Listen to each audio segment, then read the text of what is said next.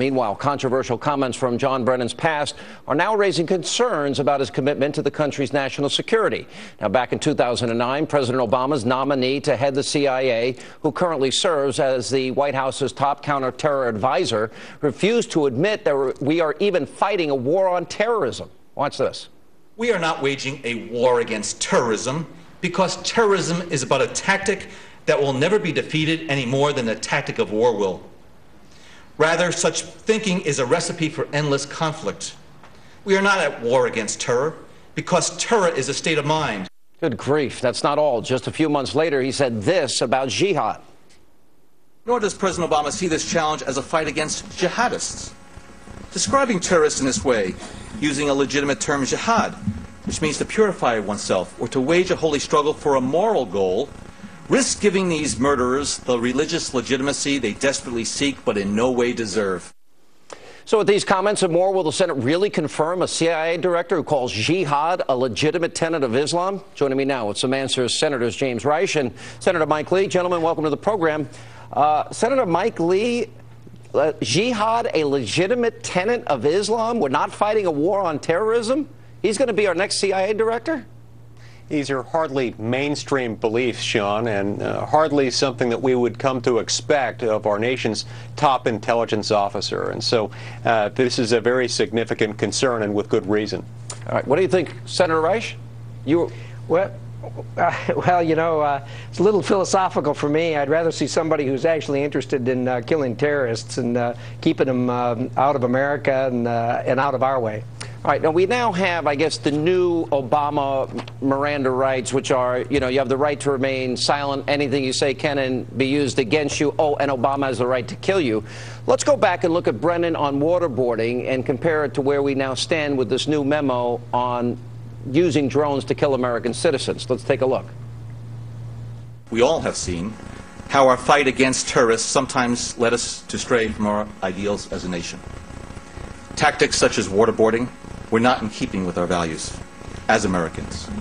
And these practices have been rightly terminated and should not and will not happen again. I believe President Obama is absolutely correct. Such practices not only fail to advance our counterterrorism efforts, they actually set back our efforts. They are a recruitment bonanza for terrorists, increase the determination of our enemies, and decrease the willingness of other nations to cooperate with us.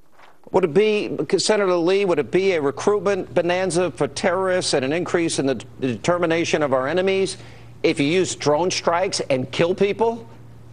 Yeah, that's the great irony of all of this, is that on the one hand, you have this administration sending the signal that, oh, no, waterboarding can't happen. And then at the same time, we're told, by the way, the U.S. government reserves the right to kill an American citizen based on a finding that they present an imminent threat to American national security. And, oh, by the way, we're reinventing, redefining the term imminent so that it means something other than an imminent threat. Well, they don't define what imminent is. They don't define what recently is, so it's indiscriminate, and they can basically decide and manipulate it any way they want.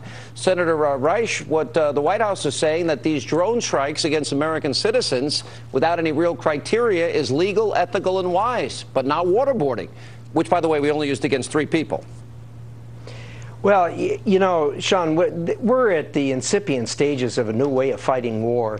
They're going to be fought by using drones, and as a result of that, legal questions come up.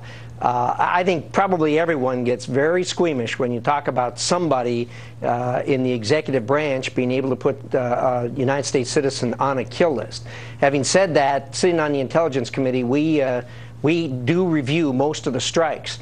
So far, they've been accurate. They've done a good job at it. But having said that, I just can't fathom what would happen if a Republican president had done what the Obama administration has done as far as the drone program is concerned. That's a good point. I mean, Senator Lee, because here Obama, with no real criteria, is going to be the judge, jury, and executioner. And he's going to allow for the assassination of American citizens. There's no other term. We can't assassinate for our leaders.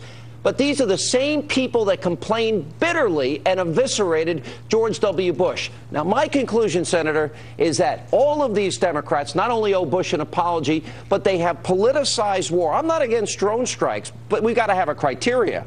I'm not against enhanced interrogations. They're the ones that are inconsistent here. Your reaction?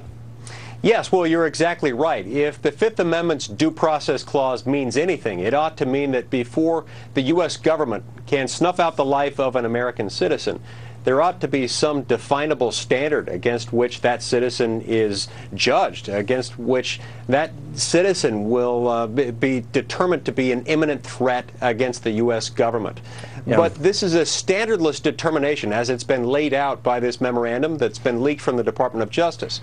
And it's very troubling. And to add insult to injury to that, Sean, we have a situation in which the Department of Justice won't give us full access to their full legal analysis. So we don't really know what the standard is, but what little we know about the standard suggests that it's no real meaningful standard at all. All right, gentlemen, thank you both.